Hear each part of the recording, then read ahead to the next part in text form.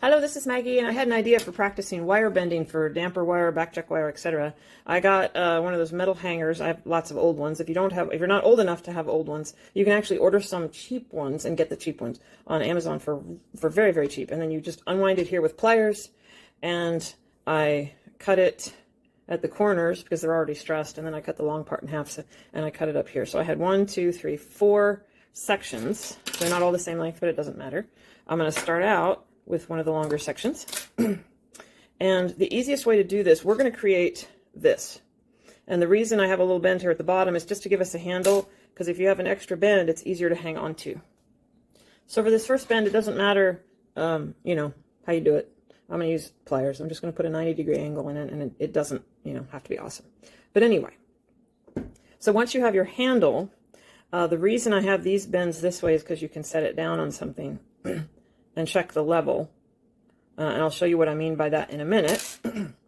So for my first bend, I'm going to bend toward my little handle. So you get your pliers and you bend it toward the handle, and like a 45 just to, you know, get started. Then the top part, and this top part's going to represent the damper on a vertical, but just the top part of the wire on a grand one. Whoops, it's focusing on my hand. So we're going to bend that. Now, let's see how even I am. I'm not even. I'm pretty close, though. I'm definitely not even here. So I am not even. You can tell that this, if you follow this straight up, this top part is angled to the left a little bit. So I'm going to put that back just a hair. And I'm going to bend it back and forth until I think I've got it pretty straight. Once you've got it pretty straight, let me take my phone out of the holder and show you something. I changed my background so you can see the bottom a little bit. As you can tell, I didn't plan this video out. So I've got the bottom part of my wire flat against a surface. You can use a piano, you can use a ruler, whatever you want. And the top should come out and be parallel with the bottom. And as you can see, it's not. This is angled a little bit downward, which means I need to unbend this just a little bit, which I could do with my pliers if I wanted. Now look what I've done here. What? I think now I'm up just a little bit. So let me come back down. And the trick is to get it parallel too far. So I'm going back and forth a little bit here. So I'm pretty close to parallel right now. So that's how you check if you're parallel. Once you've got it, you can unbend it and try to get it straight again. And I didn't get it quite in the right place because I'm looking through my phone. So it might not be perfect. Whoops. See, this is why the handle is handy. It was wanting to twist. So I can take some time and straighten this out if I want to, but I'm not going to right now. And what you want to do, if you do this again, you keep practicing it, you want to bend it in a different spot, because if you keep bending it in the same spot, you'll break it. So I'm just going to get another piece of wire right now instead of fixing that one. I can fix that later. So I've got my little handle. It doesn't have to be perfect. I'm going to bend it at the top again. All right, bottom, top, whatever. I'm going to bend it down low toward the handle. I went the wrong way, almost. 45-ish. And you're not going to do a 45 in a piano, but this is for practice. You know, we're kind of going bigger. So I'm going to check my angle. I think I got it a little too far. I did. So I need to unbend this a little bit. Too far. See? And you can fiddle with it and play with it until you're square. And then once you have it square, you undo it. And it's important to undo it because that helps you, you know, practice maneuvering. You want a nice hard bend. And so let me show you what you want to avoid. Let me show you what this exercise teaches you. If you're in a piano and you're not using these pliers, let's say you're in a situation where you need to use a wire bender handle like this because your pliers don't fit or whatever. I'm going to bend this at the bottom, and I'm going to do it again, and then I'll get another one and show you what people do that's wrong. So I'm going to make this at a 45, and I'm going to make this at a 45. And I'm going to get it straight, you know, kind of vertical. I'm not even going to check it this time because you already know how. I'm going to straighten it out. So I've straightened it out. All right, not quite, but I'm not going to waste your time. Now I'm going to show you what people do wrong. Sorry about the bobbling camera there. I bumped it. So I got my handle.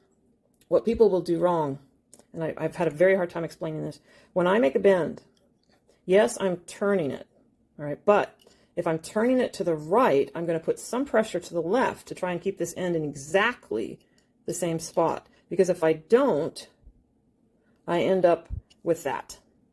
And you don't want that curve. All right, actually, let me just show you what will happen if I do it up here. So I'm going to undo that curve a little bit. And see, that's kind of wavy. I mean, it's okay. But we want a nice, hard curve. So I'm going to straighten this. Actually, I'm just going to get another piece of wire. I'm going to get my old wire. So I've got this. I'm going to go in a different place from last time. I'm going to go a little further down. So I'm pushing to the left while I'm turning to the right. Whichever way you're turning, you push the other direction to keep it in the same place, to push against this point. So you have a hard bend. So up here, I'm going to do it in a different place. Let me get my wire in there. Hello. There we are. So I'm turning to the left. I'm going to push to the right to keep it in exactly the right place. So you get harder bends. So that's why you practice this before you start messing up damper wire or backcheck wire. Practice on this first. Work to get hard bends. Work to get it parallel. This is obviously terrible. I hope this suggestion is helpful to people. And if you want more wire bending practice tricks, I will share my string splicing video in the comments. And at the end of that video, I'll put the time mark. There's a section just on bending wire. I almost forgot. So once you've, practiced that, you want to practice putting this exactly where you want it. So more or less, you want to go back and forth until it breaks with the same bend. Before you go all the way back to straighten it, go halfway back. And then halfway back.